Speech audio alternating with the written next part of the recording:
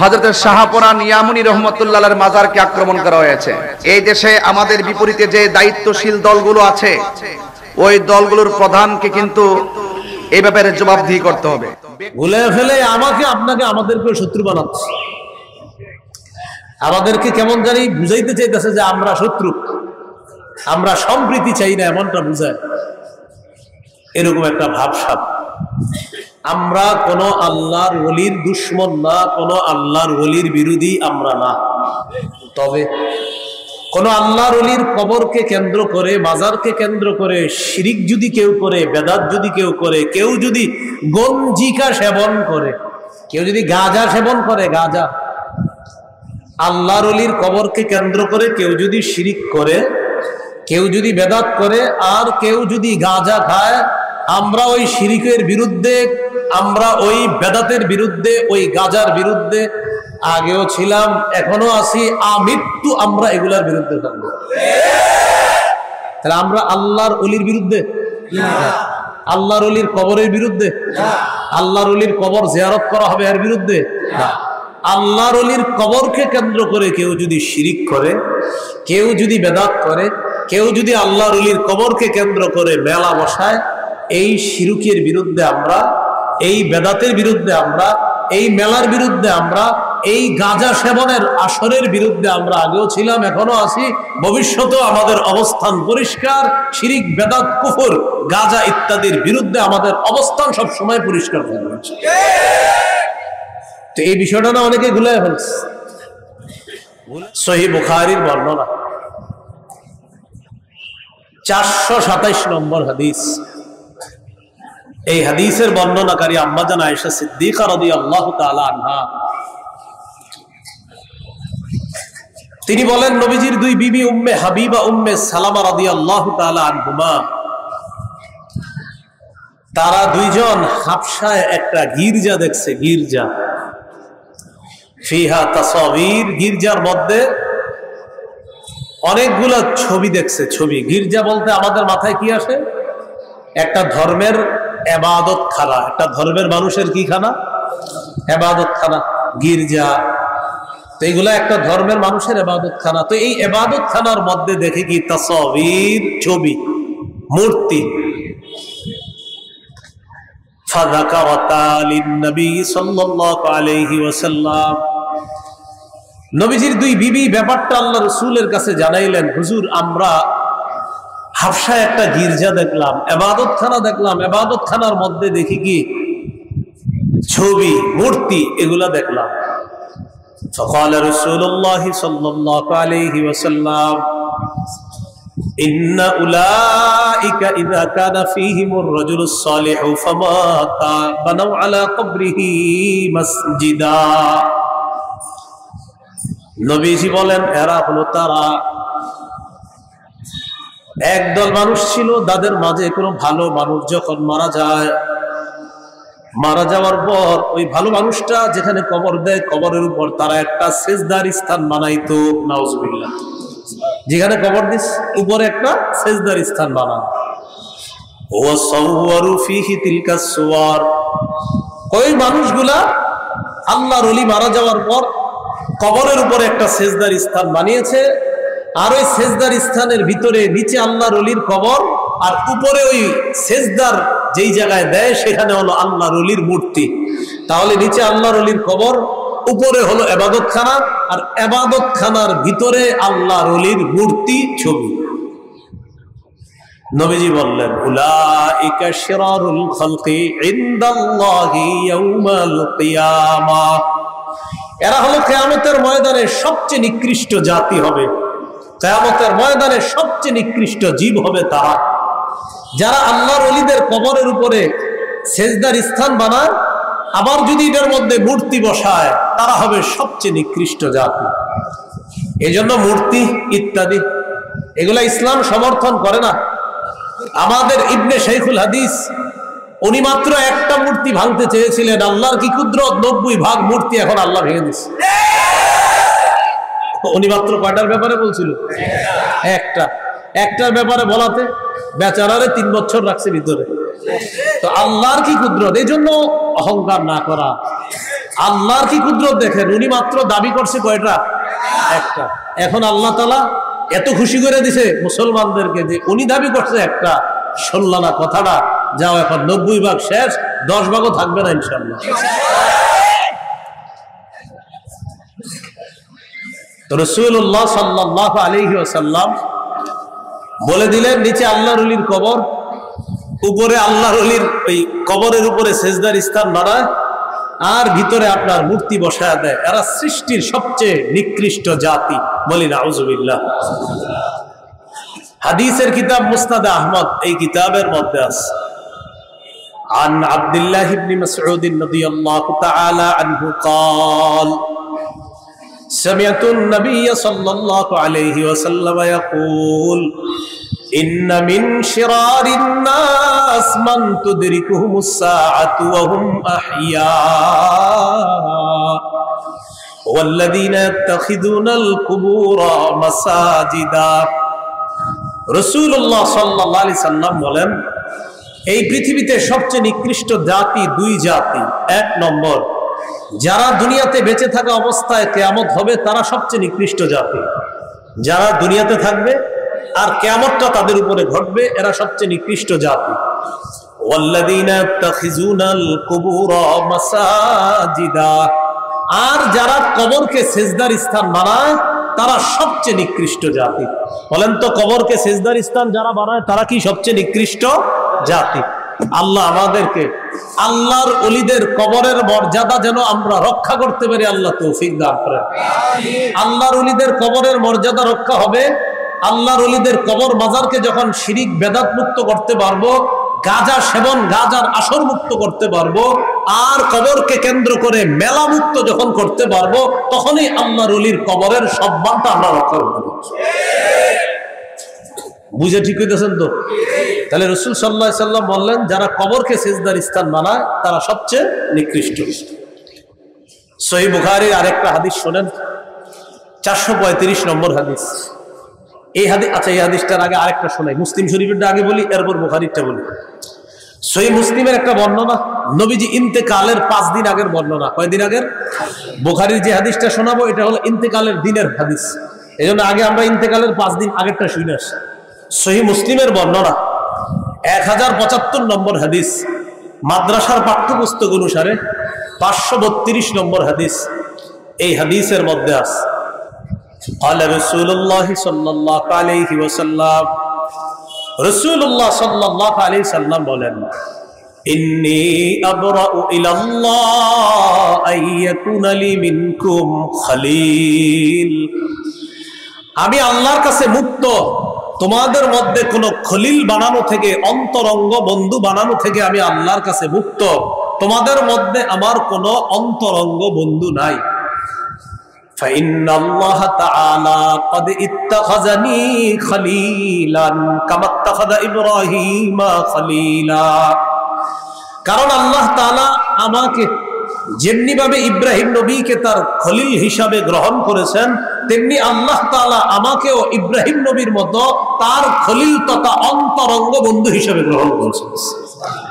তাহলে দুই নবী খলিল, একজন ইব্রাহিম খলিলুল্লাহ, আর নবীর ইন্তেকালের 5 দিন আগে নবী জানায়া গেলেন ইব্রাহিম নবীও খলিল, আমি মুহাম্মদ সাল্লাল্লাহু আলাইহি সাল্লামও খলিল। তাহলে আমাদের নবী খলিলুল্লাহ, হাবিবুল্লাহ, রাসূলুল্লাহ। সুবহানাল্লাহ। ইব্রাহিম নবী খলিলুল্লাহ, আর আমাদের নবী মুহাম্মদ সাল্লাল্লাহু আলাইহি সাল্লাম হাবিবুল্লাহ, রাসূলুল্লাহ, খলিলুল্লাহ। এই কথা বলার পর নবীজি বলেন, আলা ওয়া ইন্না মান কানা ক্বাবলাকুম ইত্তাখাযু কুবুর আমবিয়াইহিম ওয়া সালিহিহিম মাসাজিদা, শোনো তোমরা, তোমাদের পূর্ববর্তী জাতি তারা তাদের নবী আর ওলিদের কবরকে সিজদার স্থান বানিয়েছে। আলা ফালা তাত্তাখিজুল কুবুর মাসাজিদা, আমার উম্মত তোমরা কিন্তু কবরকে সিজদার স্থান বানাবা না। আনহাকুম আন যালিকা, আমি নবী তোমাদেরকে এই ব্যাপারে নিষেধ করে যাচ্ছি। তাহলে ইন্তেকালের 5 দিন আগে কবরকে সিজদার স্থান বানাইতে নবীজি সাল্লাল্লাহু আলাইহি সাল্লাম নিষেধ করে গিয়েছেন। এখন আমি আপনাদের কাছে জানতে চাই, আমাদের বাংলাদেশে কবর কেন্দ্রিক সিজদা না হইলেও পৃথিবীতে হয়নি? বাংলাদেশে না হইলেও পৃথিবীতে হয়তো, বাংলাদেশে হয়। তাহলে এই যে এই জিনিসটা বলে, বাংলাদেশে কি কবর কেন্দ্রিক সেজদা হয়? আমরা কি কবরের বিরুদ্ধে না কবরের সেজদার বিরুদ্ধে? এই বিষয়টা আমরা মানুষকে বুঝাইতে পারতেছি না। এই বয়ান করলে আমাদেরকে বলে আমরা ওলিদের দুশ্মন। এটা কথাটা দেখেন কত ভয়ঙ্কর কথা। আমরা তো আল্লাহর ওলিদের দুশ্মন না। আল্লাহর ওলির কবরে যদি কেউ সেজদা দেয়, ওই শিরিকের দুশ্মন আমরা। এবার বুখারীর বর্ণনা শোনেন, 435 নম্বর হাদিস। মুসলিমের হাদিসটা হলো নবী ইন্তেকালের 5 দিন আগের, আর বুখারীর হাদিসটা হলো রাসূল ইন্তেকালের দিনের হাদিস। লাম্মা নুজিলা বিরাসূলিল্লাহি সাল্লাল্লাহু আলাইহি ওয়াসাল্লাম, যখন রাসূল সাল্লাল্লাহু আলাইহি সাল্লামের মুমূর্ষ অবস্থা হলো, নবীজি কি করলেন? মুমূর্ষ অবস্থায় তাফিকা ইয়াতরাহু খামিসাতান আলা ওয়াজহিহি, রাসূলুল্লাহ সাল্লাল্লাহু আলাইহি সাল্লাম একটা কাপড় দিয়ে নিজের চেহারা মোবারক ঢাকলেন। নবী ইন্তেকাল করবেন, ওই মুহূর্তে একটা কাপড় দিয়ে নিজের চেহারা মোবারক ঢাকলেন। ফাইদা তাম্মা, নবীজির যখন প্রাণটা বের হবে অবস্থা, ওই মুহূর্তে কাশাফাহা আন ওয়াজহিহি, ওই মুহূর্তে রাসূলুল্লাহ সাল্লাল্লাহু আলাইহি ওয়াসাল্লাম চেহারা মুবারকের উপর থেকে কাপড়টা সরিয়ে নিলেন। নবীজির যখন মুমূর্ষ অবস্থা, তখন চেহারায় কাপড় রাখলেন, আর যখন প্রাণটা বের হবে তখন কাপড়টা সরাইলেন, সরায়া বললেন, লানাতুল্লাহি আলাল ইয়াহুদি ওয়ান নাসারা, ইহুদিদের উপর আল্লাহর অভিশাপ, খ্রিস্টানদের উপর আল্লাহর অভিশাপ। ইত্তাখাযু কুবুর আমবিয়াইহিম মাসাজিদা, তারা তাদের নবীদের কবরকে সেজদার স্থান হিসাবে গ্রহণ করেছে, সেজদার স্থান বানিয়েছে।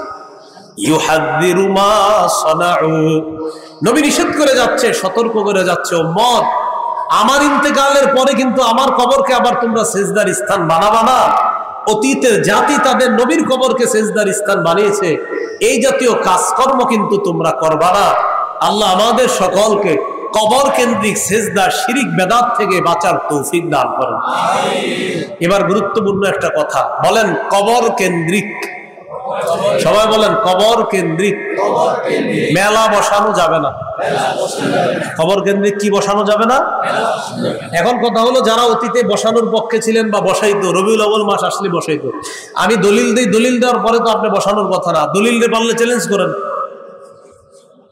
কবর কেন্দ্রিক মেলা যে নিষেধ, এটা যদি দলিল থাকে তাহলে কেন বসাবে মেলা? এটা তো নিষেধ। আবু দাউদ 2042 নম্বর হাদিস, কোন কিতাব? কত নম্বর হাদিস? 42 নম্বর হাদিস, 2042। قال رسول الله صلى الله عليه وسلم لا تجعلوا بيوتكم قبورا, রাসূলুল্লাহ সাল্লাল্লাহু আলাইহি সাল্লাম বলেন, তোমরা তোমাদের ঘরগুলাকে কবর বানাও না। যে ঘরের মধ্যে নফল নামাজ না হয়, যেই ঘরের মধ্যে জিকির না হবে, আল্লাহর কোরআনের তেলাওয়াত না হবে, ওই ঘর কবরের মতো হয়ে যায়। এরপরে নবী বলেন, ওয়ালা তাজআলু কবরি ঈদা, তোমরা আমার কবরকে কেন্দ্র করে মেলা বসাবা না, আমার কবরকে উৎসবের স্থানে পরিণত করবা না। আমার কবরকে কেন্দ্র করে মেলা বসাবা না, উৎসবের স্থানে পরিণত করবা না। আমাদের নবীজির চেয়ে বড় পীর দুনিয়া থেকে আসে নাই, আসবেও না। আমাদের নবীজির চেয়ে বড় শাইখুল হাদিস, আল্লামা, মুফতি, মুহাদ্দিস, মুফাসসির, পৃথিবীতে একজন মানুষের যত ভালো উপাধি লাগতে পারে সব আমার নবীর জন্য। আমার নবীর চেয়ে শ্রেষ্ঠ উপাধিধারী পৃথিবীতে আসে নাই, আসবে না, আসা সম্ভব না। তার কবরকে কেন্দ্র করে যখন মেলা বসানো জায়েজ নাই, হারাম, অতএব অন্য কোন আল্লাহর ওলির কবরকে কেন্দ্র করেও মেলা বসানো হারাম, জায়েজ নাই। ওই মেলা বসানোর বিপক্ষে আমরা, আল্লাহর ওলির কবরের বিপক্ষে নয়। এখন এই দেখেন যে আমি বয়ানটা করলাম না, অনেকে দেখবেন এরকম বলতে পারে, এটা নবীদের অলিদের দুশ্মন বলতে পারে। আপনি বলেন, আমি কি অলির কবরের দুশ্মন? নবী ও নবীদের অলিদের কবরের দুশ্মন? তাহলে কবর কেন্দ্র করে মেলা, কবর কেন্দ্র করে শিরিক, কবর কেন্দ্র করে বেদাত, কবর কেন্দ্র করে সেজদা, এগুলার বিরুদ্ধে আমরা আল্লাহ তাআলার কাছে দোয়া করব, আমাদের এই দেশ থেকে যেন আল্লাহ সমূলে বেদাত এবং শিরিককে আল্লাহ দূর করে দেন। রাসূলুল্লাহ সাল্লাল্লাহু আলাইহি সাল্লাম বলেন, যদি আমাকে মহব্বত করতে চাও তো কবরকে তোমরা উৎসবের স্থানে পরিণত করবা না, বরং কি করবা? ওয়াসাল্লু আলাইয়া, আমার উপর বেশি বেশি দুরূদ পড়বা। ফাইন্না সালাতাকুম তাবলুগুনি হাইসু কুনতুম, তোমরা যেখানেই থাকো, যেখান থেকে দুরূদ পড়ো, তোমাদের দুরূদ ওই মুহূর্তে আমার কাছে পৌঁছে যায়। তাহলে আমরা বেশি বেশি দুরূদ পড়ব, আল্লাহ তৌফিক দান করেন। এবার আমার সাথে বলেন, কবর সামনে রেখে নামাজ পড়া যাবে না। অনেক মসজিদের মাঝখানে কবর, মসজিদের মাঝখানে কেন করছেন? আবেগে করে লিখছে, মসজিদের মাঝখানে কবরটা আবেগে করে ফেলছে। তো কেন আবেগে করলেন? আলেমদেরকে জিজ্ঞাসা করতে পারলেন না? তো আপনি কবর করছে, এটা মাঝখানে করে গেছে। যদিও মুসলমানরা কবরকে সেজদা করে না, যারা মসজিদে নামাজ পড়ে, ওদের মনে কখনো কবরের সেজদা করার উদ্দেশ্য না, কিন্তু আপনি এই কামটা কেন করলেন? আবু দাউদের বর্ণনা 3229 নম্বর হাদিস, রাসূলুল্লাহ সাল্লাল্লাহু আলাইহি সাল্লাম বলেন, লা তাজলিসু আলাল কুবুর, তোমরা কবরের উপর বসবা না, কবরের উপর বসবা না। ওয়ালা তুসাল্লু ইলাইহা, কবর সামনে রেখে নামাজ পড়বা না। তোমরা কবরের উপর বসবা না, কবর সামনে রেখে তোমরা নামাজ পড়বা না। অনেক মসজিদে ওই অনেক আগে থেকে কবর, অর্থাৎ আপনার 30-40 বছর ধরে কবর, এখন এই মসজিদকে সম্প্রসারণ করবে এলাকাবাসী, তো কি করে? মহব্বতে হযরতের কবরটা মাঝখানে রেখে দেয়। তো এই কাজগুলা না করা, এই জন্য মসজিদের মাঝখানে কবর না হওয়া, এটা পাশে হতে পারে, মাঝখানে না হওয়া। যদিও মুসলমান ওই মসজিদে গিয়ে কবরকে সেজদা দেয় না, এরপরে নবী নিষেধ করছে কবর সামনে রেখা তোমরা নামাজ পড়বা না। আল্লাহ আমাদের সকলকে কবর কেন্দ্রিক বাড়াবাড়ি, শিরিক, বেদাত, মেলা ইত্যাদি থেকে হেফাজত করেন। আরবি মাস কি মাস? এটা এই রবিউল আউয়াল মাসকে কেন্দ্র করে আমাদের সমাজের কিছু মানুষ বাড়াবাড়ি করে, বেদাত করে। বলেন কি করে? বাড়াবাড়ি করে, বেদাত করে। এই জাতীয় বেদাতের মধ্যে আমরা পা বাড়াবো না। রবিউল আউয়াল মাসকে কেন্দ্র করে খুব মনোযোগ সহকারে শুনেন। 1 নম্বর, ঈদ কি জিনিস? 2 নম্বর, ইসলামে ঈদ বলতে কি বুঝায়? 3 নম্বর, মিলাদুন নবী মানে কি? 4 নম্বর, নবীজির জন্ম বার কবে? 5 নম্বর, নবীজির জন্ম তারিখ কবে? 6 নম্বর, ঈদে মিলাদুন নবীর ইতিহাস দুনিয়াতে শুরু হইল কিভাবে? 7 নম্বর, নবী তার জন্মদিনে কোনো আমল করেছেন কিনা? 8 নম্বর, জন্মদিনকে কেন্দ্র করে কোনো বেদাত, রুসুম ইত্যাদি হারাম। 9 নম্বর, কেউ যদি বলে নবী তো নিষেধ করে না এই রেলি, জশ্নে জুলুস বাইর করতে, আপনারা নিষেধ করেন কেন? এটার কি জবাব? 10 নম্বর, কেউ যদি বলে বেদাত মানে যদি হয় নতুন আবিষ্কার, ফ্যান, লাইট, এগুলো তো নতুন আবিষ্কার, তাহলে এদিকে বেদাত কর না কেন? এটার কি জবাব? 11 নম্বর, সর্বশেষ আপনাকে বলবে আমার আব্বাও তো গত 20 বছর করছে, আমার জানা মতে আপনার দাদাও করছে গত 40 বছর, এটার কি জবাব? 12 নম্বর, বেদাতের মোকাবেলায় সুন্নাহের ব্যাপক প্রচার প্রসারণা চালানোর 1 নম্বর দায়িত্ব হলো যুব সমাজের। সুন্নাহের ব্যাপক প্রচারের 1 নম্বর দায়িত্ব কাদের? বলতে পারেন হুজুরদের। হুজুর তো বলতেছি খতিব মসজিদের মধ্যে, আপনারা যদি এবার হুজুরের ওই মসজিদের কথাটা নিয়ে খালি সমাজে সমাজে প্রচার করে দেন, তাহলে তো হয়ে গেল। 1 নম্বর, ঈদ মানে কি? একটু মন দিয়ে শোনেন। ঈদ আনন্দ, খুশি, উৎসব প্রকাশ করা। 2 নম্বর, ইসলামে ঈদ বলতে কি বুঝায়, এটা আমাদের জানা দরকার। এই ব্যাপারে 3টি হাদিস বলি, মন দিয়ে শোনেন। আবু দাউদের 1134 নম্বর হাদিস, আনাস ইবনে মালিক রাদিয়াল্লাহু তাআলা আনহুর বর্ণনা, তিনি বলেন, কাদিমা রাসূলুল্লাহ সাল্লাল্লাহু আলাইহি ওয়াসাল্লাম আল মাদিনা ওয়া লাহুম ইয়াওমান ইয়ালআবুনা ফীহিমা। রাসূলুল্লাহ সাল্লাল্লাহু আলাইহি সাল্লাম মদিনায় আগমন করলেন। মদিনাবাসী তখন 2 দিন, এমন 2 দিন ছিল যেই 2 দিনে তারা খেলাধুলা করত। فقال رسول الله صلى الله عليه وسلم ما هذان اليومان। নবী তাদেরকে জিজ্ঞাসা করলেন, আচ্ছা এই 2 দিন যে তোমরা খেলাধুলা করো, এটা কি, কেন খেলাধুলা করো? তারা জবাব দিল, কুন্না নালআবু ফীহিমা ফিল জাহিলিয়া, আমরা মূর্খতার যুগে এই 2 দিনে খেলাধুলা করতাম, তাই এখনো খেলাধুলা করি। فقال رسول الله صلى الله عليه وسلم ইন্নাল্লাহা ক্বাদ আবদালাকুম বিহিমা খায়রাম মিনহুমা ইয়াউমাল আযহা ওয়া ইয়াউমাল ফিতরি। রাসূলুল্লাহ সাল্লাল্লাহু আলাইহি সাল্লাম বললেন, অতীতের যে 2 দিনে খেলতা এটা ভুলে যাও, আল্লাহ তাআলা তোমাদেরকে ওই 2 দিনের পরিবর্তে ঈদুল ফিতর এবং ঈদুল আজহা নামে অতি উত্তম 2টি ঈদের দিন আল্লাহ তোমাদেরকে দান করছেন। তাহলে ইসলামে মুসলমানদের ঈদ কয়টা? আবার বলেন, মুসলমানদের ঈদ কয়টা? 2টা। এখন আমি আপনাদের কাছে একটু জানতে চাই, নবীজি সাল্লাল্লাহু আলাইহি সাল্লাম যেই ঈদ পালন করেছেন ওই ঈদটা সেরা নাকি আমরা যে ঈদ পালন করব সেটা সেরা? নিঃসন্দেহে নবীজিটা সেরা, নবীজির সাথে যারা পড়ছে ওইটা সেরা। এখন অনেক জায়গায় দেখবেন দেয়ালে লেখা, অথবা অনেক মানুষ আপনাদেরকে বলবে সকল ঈদের সেরা ঈদ ঈদে মিলাদুন নবী। আপনার এই কথাটা শ্রদ্ধার সাথে গ্রহণ করে আমি বলি, আপনি যেই ঈদ পালন করেন এটার যদি সকল ঈদের সেরা ঈদ হয়, আমরা বলবো আমার নবী যেটা পালন করছে সেটা হবে সকল ঈদের সেরা ঈদ। এখন কথা হলো আপনারা যেটা করেন সেটা আমার নবী করছে কিনা? জবাব হলো না। অতএব আমার নবী যেই ঈদ করছে সেটাই সেরা ঈদ, আপনাদেরটা যেটা এটা সেরা ঈদ না।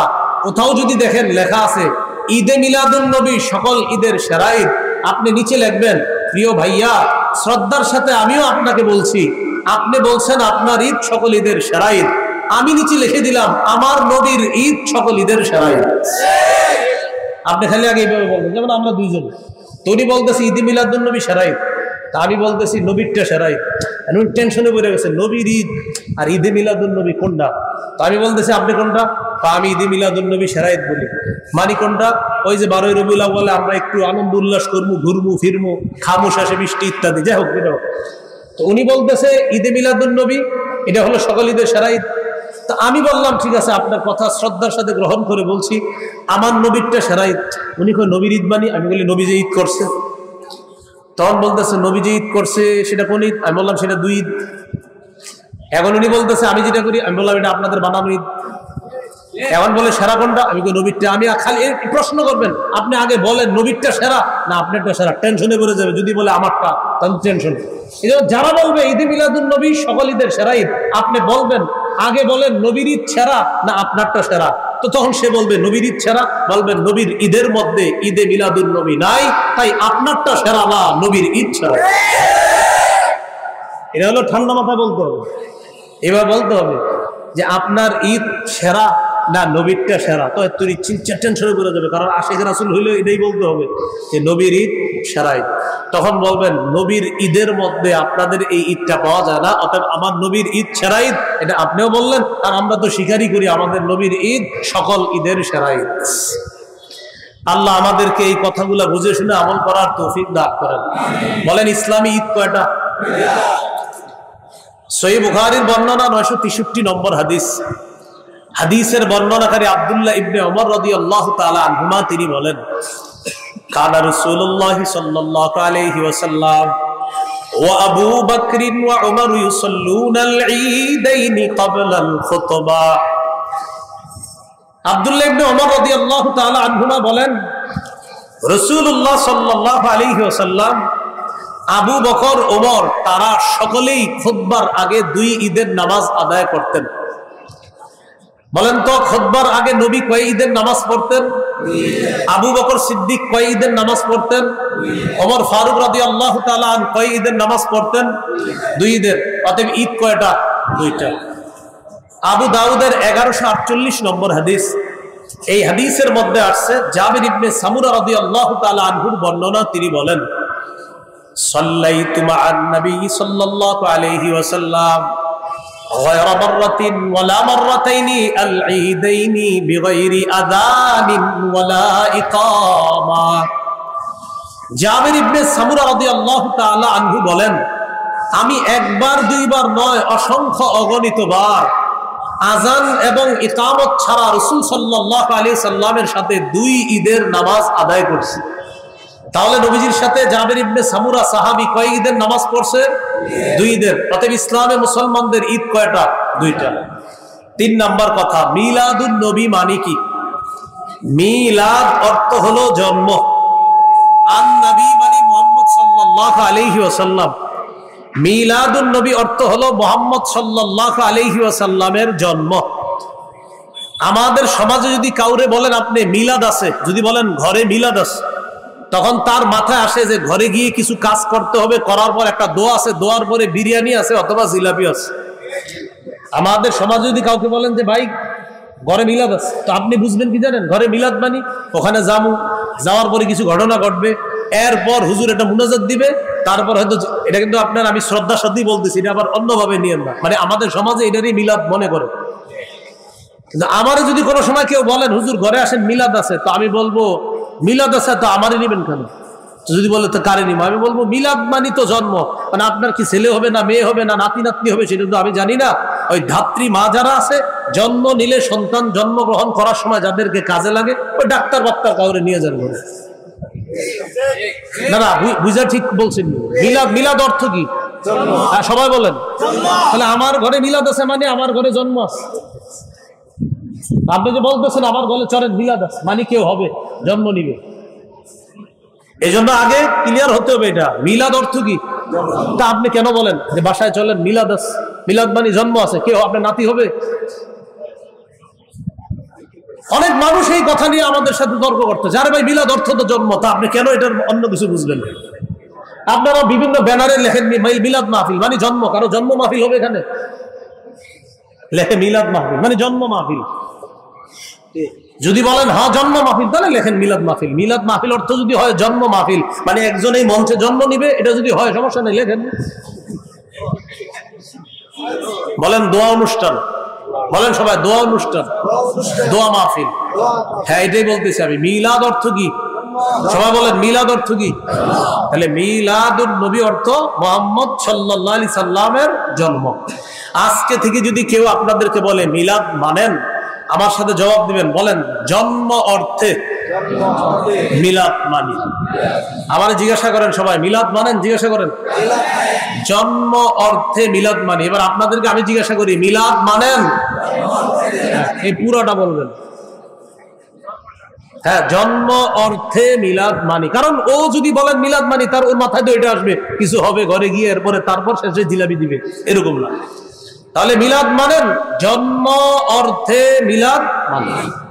তো মিলাদুন নবী অর্থ মুহাম্মদ সাল্লাল্লাহু আলাইহি সাল্লামের জন্ম। 4 নম্বর কথা, নবীজির জন্ম বার কবে? মুসনাদে আহমদ 4 নম্বর খন্ড 172 নম্বর পৃষ্ঠা। ওলিদা রাসূলুল্লাহ সাল্লাল্লাহু আলাইহি ওয়াসাল্লাম ইয়াউমাল ইসনাইন। রাসূলুল্লাহ সাল্লাল্লাহু আলাইহি সাল্লাম সোমবারে জন্মগ্রহণ করছেন। 5 নম্বর আলোচনা, নবীজির জন্ম তারিখ কবে? এটা সবাই একটু মন দিয়ে শোনেন। কেউ বলেন নবীজির জন্ম তারিখ 2 রবিউল আউয়াল, কেউ বলেন 8ই রবিউল আউয়াল, কেউ বলেন 9ই রবিউল আউয়াল, কেউ বলেছেন নবীর জন্ম 10ই রবিউল আউয়াল, কেউ বলেছেন 12ই রবিউল আউয়াল, কেউ বলেছেন 17ই রবিউল আউয়াল, কেউ বলেছেন রবিউল আউয়ালের 8 দিন বাকি থাকতে নবীর জন্ম, কেউ আবার বলেছেন রমজানের 12ই রমজান নবীর জন্ম। এটা কিন্তু নতুন শুনছি একদম। 12ই রমজান নবীজির জন্ম। একটা কথা আপনারা আমার সাথে একমত হবেন আশা করি, যে নবীজির জন্ম নিয়ে মতভেদ আছে। এই ব্যাপারে আমি আশা করি একমত হবেন। কি আছে?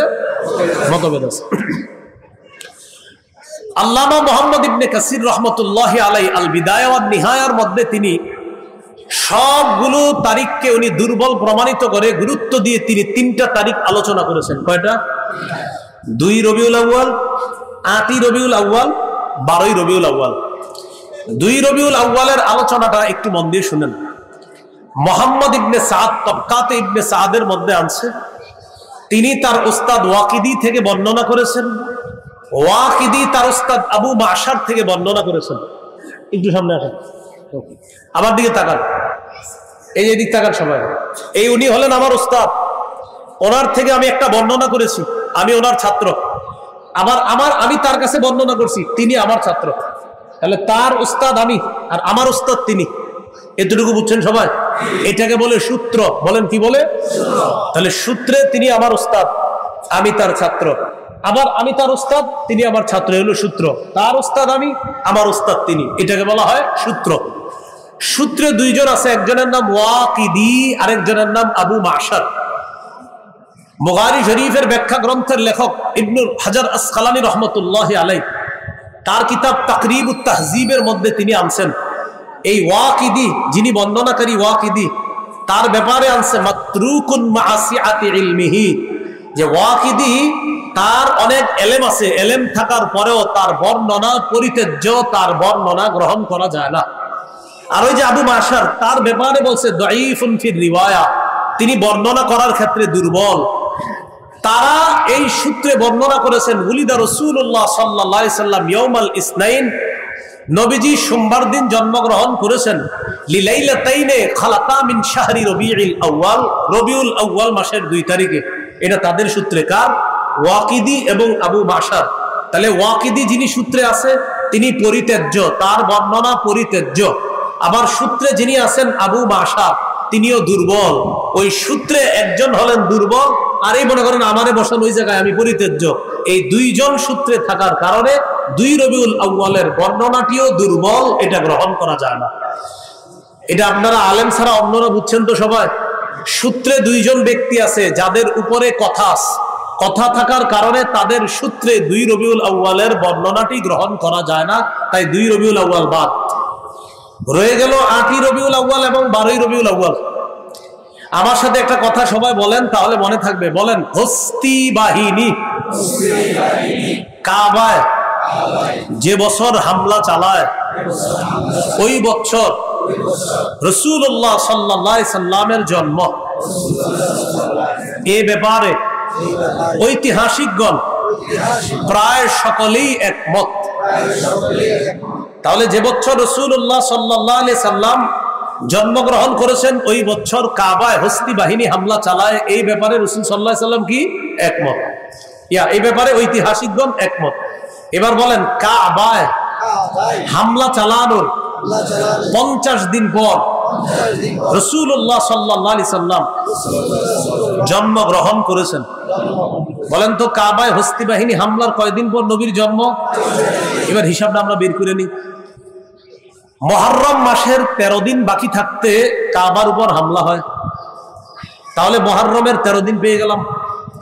পরের মাস সফর মাস, সফরের 30 দিন নেন, মুহররমের 13 দিন 43 দিন। রবিউল আউয়াল মাস হলো সফর মাসের পরের মাস। রবিউল আউয়ালের 7 দিন যাওয়ার পর, এরপর সূর্য ডুবার সাথে সাথে হয়ে যায় 8ই রবিউল আউয়াল। তাহলে আগের 43 আর পরের 7, এ হলো 50 দিন। এর মানে কাবায় হামলা চালানোর 50 দিন নবীর জন্ম, মানে 8ই রবিউল আউয়াল আল্লাহ রাসূল দুনিয়াতে জন্মগ্রহণ করেছেন। কাবায় হস্তি বাহিনী হামলা চালানোর 50 দিন পর নবীজির জন্ম। তো কাবায় হামলা চালানোর 50 দিন পর নবীর জন্ম হিসাব করলে বের হয় 8ই রবিউল আউয়াল। পৃথিবীর বিখ্যাত ওলামায়ে কেরাম, বিশুদ্ধ ওলামায়ে কেরাম, নির্ভরযোগ্য ওলামায়ে কেরামের অভিমত হলো আল্লাহ রসুলের জন্ম 8ই রবিউল আউয়াল। এই কথাটি বিশুদ্ধ। গাণিতিক হিসাবে কেউ কেউ বলেন নবীর জন্ম 9ই রবিউল আউয়াল। এজন্য মনে রাখবেন 8 অথবা 9। বলেন 8 অথবা 9, এই 2 তারিখে আল্লাহ রসুলের জন্ম। এই কথাটি বিশুদ্ধ, তবে প্রসিদ্ধ নয়। 8 অথবা 9 রবিউল আউয়াল রাসূলুল্লাহ সাল্লাল্লাহু আলাইহি সাল্লামের জন্ম, এই কথাটি বিশুদ্ধ, তবে কি নয়? বিশুদ্ধ নয়। এবার আমার সাথে বলেন 12ই রবিউল আউয়াল নবীজির জন্ম।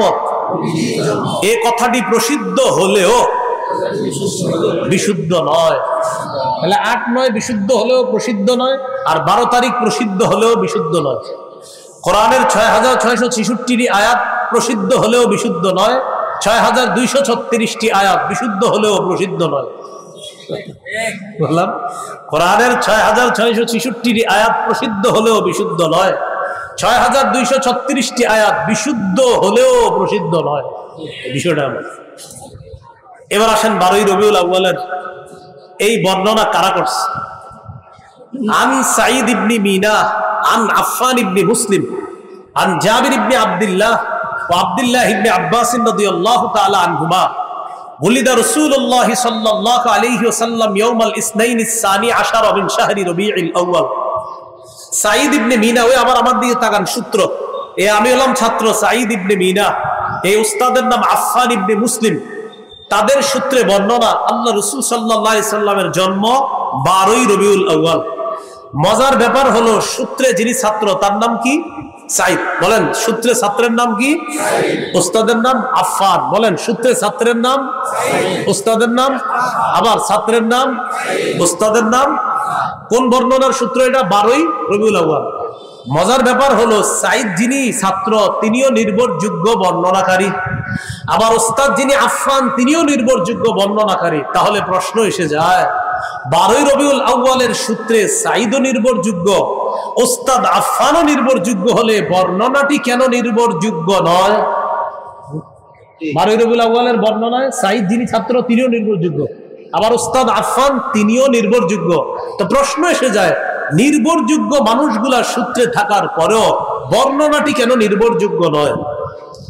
আপনারা আমার দিকে তাকায় যদি বয়ানটা শুনেন সহজে বুঝবেন কেন নির্ভরযোগ্য না বর্ণনাটা। দেখেন ছাত্রের নাম কি? সাইদের জন্ম 130 হিজরির পরে। বলেন সাইদের জন্ম কবে? তাহলে ভাই ছাত্রের জন্ম কবে? 130 হিজরি পরে। বলেন ছাত্র সাইদ যিনি তার জন্ম কবে? ওস্তাদের নাম কি? আফফানের মৃত্যু 110 হিজরিতে। আবার মন দিয়ে শুনেন, ওস্তাদ 110 হিজরিতে মারা গেছে, ছাত্র 130 হিজরির পরে জন্ম।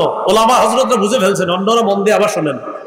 ওস্তাদ 130 হিজরিতে মারা গেছে, ছাত্রের জন্ম 130, ওস্তাদ 110 হিজরিতে মারা গেছে, তারও প্রায় 20 বছরেরও সময় পরে ছাত্রের জন্ম। কি বোঝা গেল?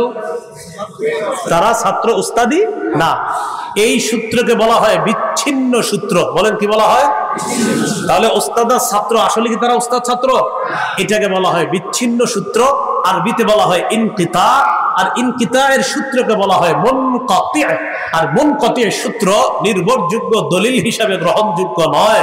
তাই বর্ণনায় দুজন নির্ভরযোগ্য বর্ণনাকারী থাকলেও তাদের পরস্পরের সাক্ষাৎ না হওয়ার কারণে এই বর্ণনাটি নির্ভরযোগ্য নয়। ভাই হুজুররা ছাড়া অন্যরা যারা, বুঝছেন তো আপনারা? তাহলে ওস্তাদের মৃত্যু 110 হিজরিতে আর ছাত্রের জন্ম হয়েছে 130-এর পরে, তাহলে এরা ওস্তাদ ছাত্র না। মাঝখানে কোনো ঝামেলা হয়ে গেছে, এই জন্য তাদেরকে আইনা এই সূত্র বানানো হলেও এই সূত্রটি নির্ভরযোগ্য নয়। তাই এই বর্ণনা নির্ভরযোগ্য নয়। এই জন্য 12ই রবিউল আউয়ালের বর্ণনাটি এটি প্রসিদ্ধ হলেও বিশুদ্ধ নয়, যদিও অনেকে এটার ব্যাপারে মতামত দিয়েছে। এটা হলো বয়ান করলাম। এলাকায় ঝগড়া থেকে বাঁচার জন্য কি করবেন? যেমন আজকের বয়ানের পরে আগামীকাল এই বিষয়ে হয়তো দুই দলের মধ্যে ঝগড়া হইতে পারে। ঝগড়া থেকে বাঁচার জন্য যেটা করবেন এটা হলো বুদ্ধি। আমার একটু জিজ্ঞাসা করেন, বলেন নবীর জন্ম কবে? জিজ্ঞাসা করেন। এবার ঝগড়া থেকে বাঁচার জন্য উত্তর দিতেছি। দেখেন নবীজির জন্ম 8 থেকে 12ই রবিউল আউয়ালের মাঝে যে কোনো একদিন। 8 থেকে 12ই রবিউল আউয়ালের মাঝে যে কোনো একদিন, শিওর? হ্যাঁ শিওর। তাহলে এখন আর কেউ আর ঝগড়া করতে পারে না। বলবো কম কবে, আপনি বলবেন 8 থেকে 12-র মধ্যে। 8 থেকে 12ই রবিউল আউয়ালের মাঝেই নবীজির জন্ম, এই কথা নিশ্চিত। এটা যদি আপনারা বলে, আমরা তো বললাম 8-এরও বর্ণনা আছে, 9-এরও বর্ণনা আছে, 10-এরও বর্ণনা আছে, 12-এরও বর্ণনা আছে। তো এই জন্য আপনি যদি চান যে না ঝগড়া করবেন না, তখন বলবেন 8 থেকে 12ই রবিউল আউয়াল মাস যে কোনো একদিন। আপনি টেনশন করেন, আপনি কবে হলে খুশি হন সেটা বলেন। এ হলো ঝগড়া মুক্ত থাকবেন এইভাবে। এগুলো 6 নম্বর কথা, না 5 নম্বর কথা। 6 নম্বর কথা, ঈদে মিলাদুন নবী কিভাবে শুরু হলো? এটাও আমার সাথে যদি একদম বলতে বলতে পড়াশোনা করে নেন মুখস্থ থাকবে। বলেন 604 হিজরিতে ইরাক দেশে মসুল শহরে বাদশাহ আবু সাঈদ মুজাফফর জনৈক আলেম আবুল খাত্তাব ওমর ইবনে দিহিয়া তার মাধ্যমে সর্বপ্রথম ঈদে মিলাদুন নবীর সূচনা করে। কত হিজরি? 604। কত হিজরি? কোন দেশে? শহরের নাম মসুল শহর। বাদশার নাম আবু সাঈদ। বাদশার নাম কি? আর যে হুজুরের বেদাত করতে গেলে কিন্তু একজন সাইনবোর্ডওয়ালা দাড়ি টুপিওয়ালা লাগবে। এই জন্য বেদাত যারা করে না দেখবেন সাইনবোর্ড টুপি দাড়িওয়ালা, এরপর একটা গাড়ির উপরে উঠবে আর চারোদিকে ফুল টুল দিয়া এরে খুঁজে পাবেন না। তো এখন কথা হলো ওই বেদাতের যিনি লিড দিলেন তার নাম আবুল খাত্তাব ওমর ইবনে দিহিয়া। এই তার মাধ্যমে সর্বপ্রথম এই বেদাতের সূচনা হয়। তার ব্যাপারে ইবনে হাজার আসকালানী রহমতুল্লাহি আলাইহি বলেন কাসীরুল ওয়াকিআতি ফিল আইম্মাতি ওয়া ফিস সালাফি মিনাল উলামা। এই লোকটা পূর্ববর্তী আলেমদের ব্যাপারে কটু মন্তব্য করতেন, এই লোকটা পূর্ববর্তী আলেমদের ব্যাপারে উল্টা পাল্টা কথা বলতেন। এখন আপনারা তালাশ করে এমন অনেক লোক পাবেন যারা বেদাতীদের নেতৃত্ব দেয়, এরা দলিলে না পারলে সর্বশেষ হক্কানি আলেমদের নাম নিয়ে নিয়ে তাদেরকে গালি দেয়। এখন এই গালির সূত্র কোত্থেকে আসছে? এই এলাকার ইমাম সাহেবরা আছেন, খতিব সাহেবরা আছেন, আপনাদেরকে গালি দিলে কষ্ট নিয়েন না। তাদের গুরুজি যিনি এই বেদাত আবিষ্কার করছে, গুরুর মুখের ভাষা ছিল খারাপ, তাই ওই সূত্রে তাদের অনুসারীদের মুখের ভাষাও খারাপ। এটা কষ্ট নেওয়ার কিছু নেই। তার ব্যাপারে ইবনে হাজার আসকালানী লেখছেন, খবিসুল লিসান, মুখের ভাষা ছিল খুব খারাপ। শাদীদুল কিবরি, প্রচন্ড অহংকার টাইপের মানুষ ছিল। মুতাহাবিরান, দুর্বল প্রকৃতি, অলস প্রকৃতির মানুষ ছিল, আর খালি আলেমদেরকে গালিগালাজ করত। আল্লাহ আমাদেরকে হেফাজত করেন। 604 হিজরি পর্যন্ত দুনিয়াতে যেটা ছিল না সেটা আমরা করব না, সেটা করে হঠাৎ এটার নাম দেওয়া সকল ঈদের সেরা ঈদ। যদি কেউ বলে, আমরা বলবো আমাদের নবীরটা সেরা ঈদ। যদি বলে সকল ঈদের সেরা ঈদ, আমরা বলবো আমাদের নবীর ঈদ সকল ঈদের সেরা ঈদ। যদি বলে তাদেরটা সকল ঈদের সেরা ঈদ, সুন্দরভাবে এমনি বলবেন আমাদের নবীর ঈদ সকল ঈদের সেরা ঈদ। 7 নাম্বার, মিলাদুন নবী, মানে নবীজির জন্মদিনে কোনো আমল আছে কিনা। সহিহ মুসলিমের 1162 নম্বর হাদিস, সুইলা রাসূলুল্লাহ সাল্লাল্লাহু আলাইহি সাল্লাম আন সাওমি ইয়াউমিল ইসনাইন। রাসূলুল্লাহ সাল্লাল্লাহু আলাইহি সাল্লামকে সোমবার দিন রোজা রাখার ব্যাপারে জিজ্ঞাসা করা হলো। নবীজি বললেন, ইয়াউমুন বুলিতু ফিহি, সোমবার এমন একটা দিন যেই দিনে আমি জন্মগ্রহণ করেছি, তাই এই দিনে আমি রোজা রাখি। তাহলে নবীজি জন্মদিনে কি রাখতেন? সোমবার বছরে একদিন, সেটা হলো 12ই রবিউল আউয়াল। হ্যাঁ, সোমবার কি বছরে একদিন না সপ্তাহে একদিন? তাহলে নবীজি সাল্লাল্লাহু আলাইহি সাল্লামের জন্মদিনের আমলটা কি বাৎসরিক না সাপ্তাহিক? হ্যাঁ, এখন থেকে বলবেন নবীজির জন্মদিনের আমল এটা সাপ্তাহিক, প্রতি সোমবার রোজা রাখবা, তাহলে শ্রেষ্ঠ আশিক রাসূলের পরিচয় পেয়ে যাবা। 12ই রবিউল আউয়াল এটা শুধু নবীজির এক বছর কেন্দ্র করে না। এবার আপনারা বলেন, নবীজি তার জন্মদিনে কি খাইতেন না রোজা রাখতেন? এখন আপনারাই বলেন, এই যে বছরে একটা যেটা হয়, এটা কি রোজা রাখা হয়? আমি কিন্তু বলিনি, আপনারা বলতেছেন কি করে।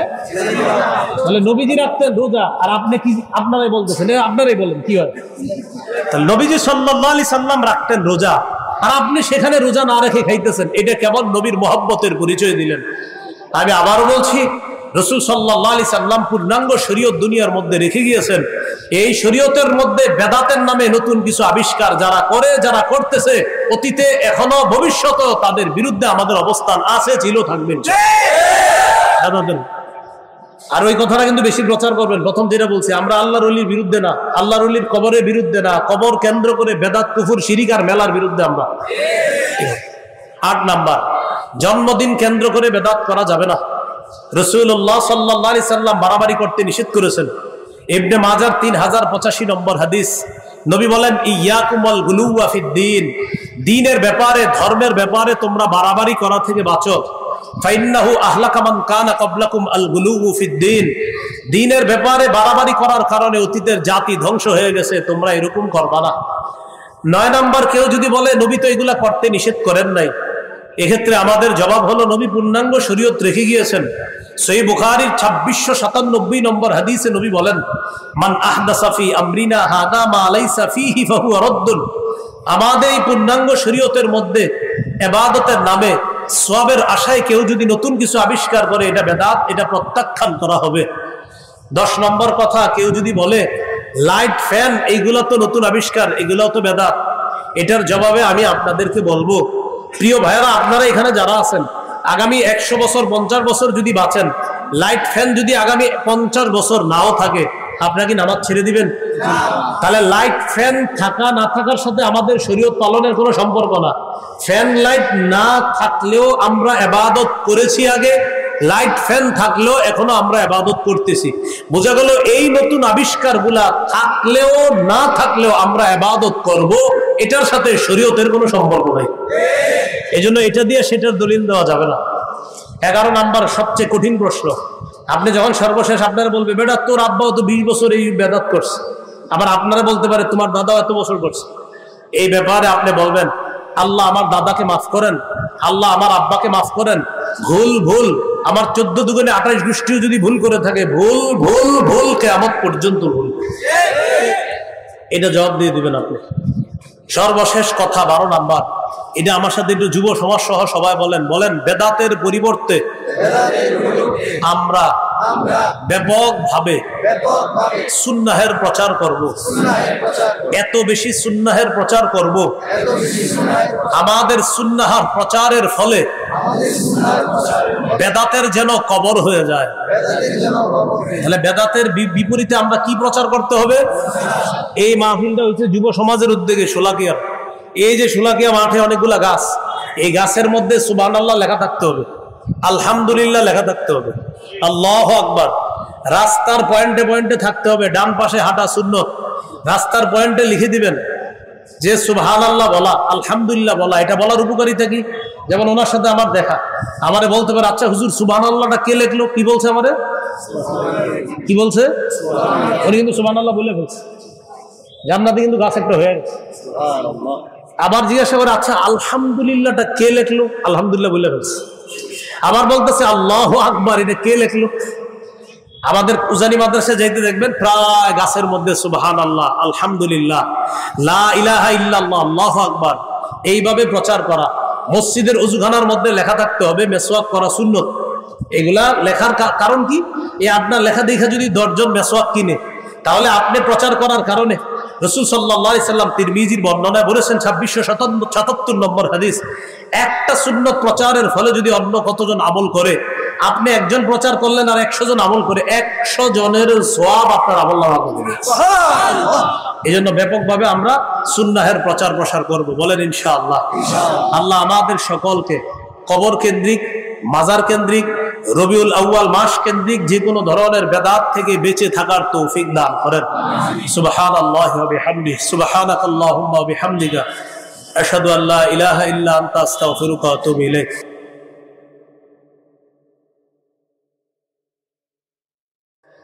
শিরিক বেদাত যারা করে তাদের পক্ষেও কথা বলে বোঝায় যে আমরা একটা সম্প্রীতি দেশে বসবাস করি,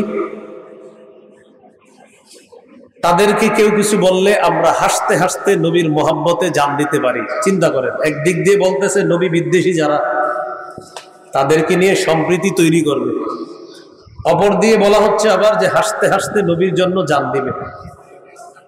হাস্যকর কথা যে দুনিয়াতে কত প্রকার হতে পারে। একদিক দিয়ে নবীর দুশ্মন, আবার শিরিক বেদাত যে করে, নবীর নাম বিক্রি করে যারা বেদাত করে, তাদেরকে নিয়ে সম্প্রীতি তৈরি করবে। চিন্তা করেন। পাশাপাশি আবার বলে যে তাদের কিছু হলে হাসতে হাসতে নবীর জন্য জান দিয়ে দিবে। তাদের কিছু হলে হাসতে হাসতে নবীর জন্য জান দিয়ে দিবে। এই জাতীয় কথাগুলা যারা বলে, এরা বুঝায় যে উনি অনেক ধর্ম বুঝে, জ্ঞান বুঝে, অনেক জ্ঞান আছে, এরকম বুঝায়। বুঝায় কি? মানে আমার অনেক জ্ঞান আছে, খুব জ্ঞান রাখে, এরকম বুঝায়। ওই জাতীয় জ্ঞানী যারা আছে তাদেরকে এই কথা বলে দেওয়া যায় সুন্দরভাবে। অন্যান্য লাইনে অনেক বড় জ্ঞানী হলেও আমাদের মাদ্রাসার প্রাথমিক পর্যায়ের 2-3 বছরে যে ছাত্রগুলো আছে, এদের সামনে বসার মতো ধর্মীয় জ্ঞান তাদের নেই। অন্যদিকে জ্ঞান আছে। না হয় আপনি বুঝেন কি কথা বলে। নবীকে শেষ নবী মানে না যারা, শিরিক বেদাত করতেছে যারা, তাদেরকে নিয়ে সম্প্রীতি তৈরি করবে, আবার বলতেছে তাদের কিছু হলে হাসতে হাসতে নবীর জন্য জান দিবে। তো এই জাতীয় কথাবার্তাগুলা যারা বলে, তাদেরকে কিছু বিষয় স্পষ্ট থাকা দরকার। সেটা হলো, আমরা এখানে এই শোলাকিয়া মাঠে এখন যারা আছে, আমার বয়ান যারা শুনছে মুসলমান,